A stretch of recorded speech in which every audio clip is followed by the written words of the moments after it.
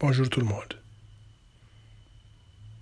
On continue notre histoire qui a bien débuté par la matière, la chimie, qui nous a amenés aux éléments et ces éléments qui nous ont amenés vers l'atome. Maintenant, nous allons parler de l'atome. Le mot atome vient du mot grec signifiant indivisible. On sait aujourd'hui que les atomes sont eux-mêmes constitués de particules encore plus petites appelées protons, neutrons et électrons. Voilà. Et que ces particules subatomiques peuvent être elles-mêmes scindées à l'aide d'appareils très perfectionnés, dont on ne va pas parler. D'accord? Bien.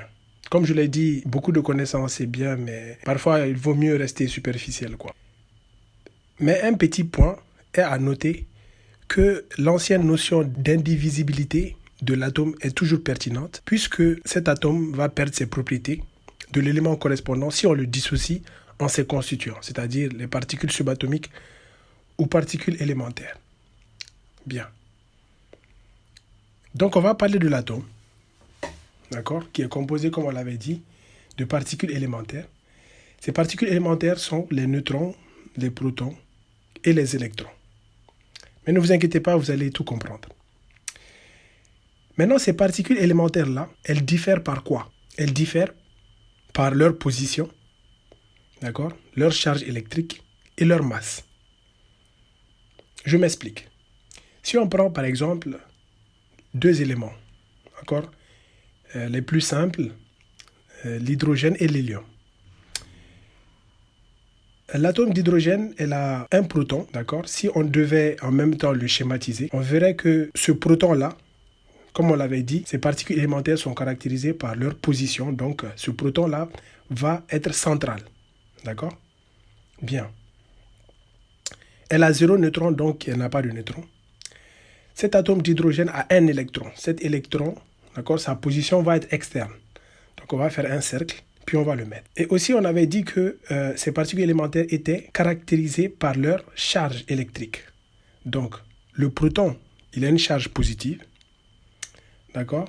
L'électron a une charge négative. Donc, par sa masse, on verra que avec l'hélium, d'accord, que les protons et les neutrons ont presque les mêmes masses. D'accord? Donc, par convention, une unité de masse atomique qui équivaut à la masse, à 1/12 de la masse du carbone. Donc, en fait, les neutrons et les protons sont des particules lourdes. Et après, l'électron qu'on avait mis, c'est quoi sa masse à elle? Pour trouver la masse de l'électron, il faut diviser celle du proton par 2000. Donc, vous voyez à quel point sa masse est légère. Donc, c'est pour ça que voilà, les neutrons et les protons sont appelés des particules lourdes. D'accord? Et la masse de l'électron, on met 0 unité. Puisque, pour dire juste qu'elle est négligeable. Très bien. Maintenant, si vous avez compris l'atome d'hydrogène, ça va être facile de mettre l'atome d'hélium. Donc, vous allez voir que l'atome d'hélium a 2 protons. Comme on avait dit, la position elle est centrale. La charge, elle est positive. La masse, vous la connaissez maintenant déjà. Elle a 2 neutrons de charge neutre et 2 électrons de position externe. D'accord? Et de charge négative. Et comme vous l'avez vu, les neutrons et les protons sont au centre, dans le noyau. Donc, qui dit noyau, ce sont des nucléons. Il faut savoir que comme les neutrons sont de charge neutre, on peut dire que l'atome est en globalité neutre, puisque les 2 charges de protons s'annulent avec les 2 charges d'électrons. Très bien. Donc, protons et neutrons, on avait dit que c'était des nucléons. Et parce que les nucléons sont neutres, la charge globale du noyau est positive. J'ai bien dit du noyau. Donc, par analogie, on vous a dit de rester positif. Mais le problème est que même si vous restez positif, il y aura toujours des problèmes et des soucis qui vous tiendront compagnie. Parmi ceux-là, on peut clairement voir que les électrons répondent à l'appel. Et ce qui est intéressant, c'est qu'ils sont à la hauteur de votre enthousiasme. L'hydrogène, par exemple, s'est enthousiasmé d'un proton, un seul. est tellement enthousiaste qu'il ne porte aucun neutron. D'accord? Bien. Alors que le fer, malgré qu'il a 26 protons, s'est entouré facilement de 26 électrons.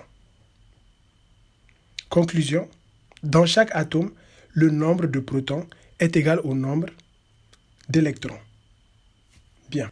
Quand on jette pourtant un coup d'œil à cette image simplifiée, ça vous rappelle vaguement les planètes qui tournent autour du Soleil.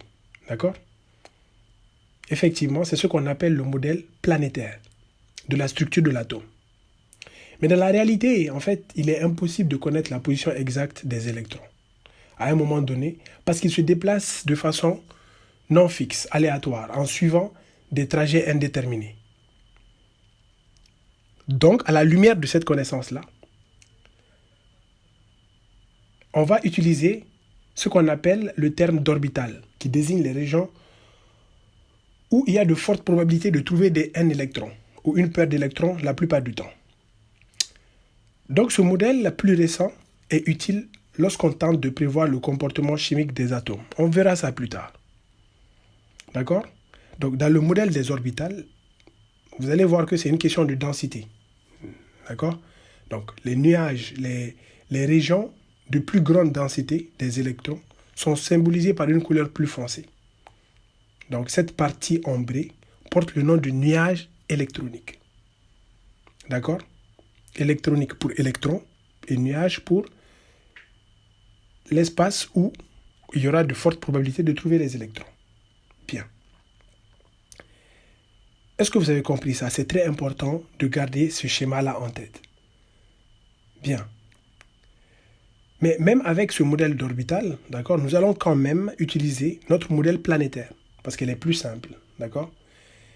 Et justement pour mieux visualiser, d'accord, le comportement des électrons lors des réactions chimiques. Exemple, si on prend l'hydrogène qui a un proton et un électron, pour illustrer la structure spatiale de l'atome d'hydrogène, imaginons un modèle à l'échelle d'une sphère avec un diamètre à la hauteur d'un terrain de football. On pourrait alors représenter le noyau par une bille de plomb de la taille d'une boule de gomme, placée exactement au centre de la sphère, et l'électron unique par une mouche volant de façon totalement imprévisible à l'intérieur de cette sphère. Bien que cette image ne soit pas tout à fait exacte, vous devriez vous souvenir que la plus grande partie du volume d'un atome est vide et que presque toute sa masse est concentrée dans le noyau qui se trouve au centre. Et en effet, d'accord, comme toutes les particules élémentaires lourdes sont regroupées dans le noyau, comme on l'avait vu, celui-ci est extraordinairement dense et représente presque toute la masse de l'atome. Imaginez, les nucléons à eux seuls, d'accord, possèdent 99,9% de la masse totale de l'atome. Est-ce que vous avez compris ça? Bien. Passons à la suite.